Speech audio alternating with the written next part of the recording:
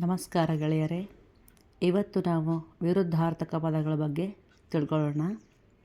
ಮೊದಲನೇದಾಗಿ ನಗು, ಅಳು, ಸಿಹಿ, ಕಹಿ, ಇಂದು, ನಾಳೆ, ಸತ್ಯ, ಸುಳ್ಳು, ಸರಳ, ಕಠಿಣ, ಮುಚ್ಚು, ತೆರೆ, ಸ್ವರ್ಗ, ನರಕ, ಮೇಲೆ, ಕೆಳಗೆ, ಹೋಗು, ಬಾ, ನ್ಯಾಯ, ಅನ್ಯಾಯ, ಮಿತ್ರ, ಶತ್ರು, ಜಯ, ಅಪಜಯ, ಜೀವ, ನಿರ್ಜೀವ, ಶುಭ, ಅಶುಭ, ರಾತ್ರಿ, ಹಗಲು, ಕನಸು, ನನಸು.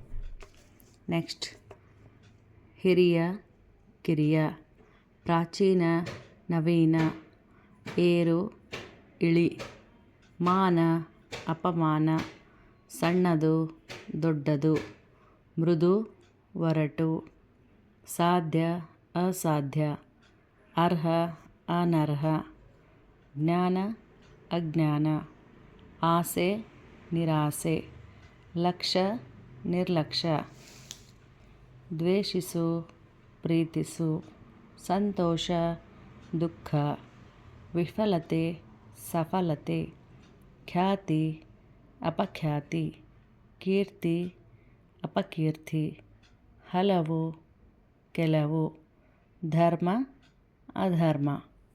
ವಿಡಿಯೋ ನೋಡಿದ್ದಕ್ಕೆ ಧನ್ಯವಾದಗಳು ಗೆಳೆಯರೇ.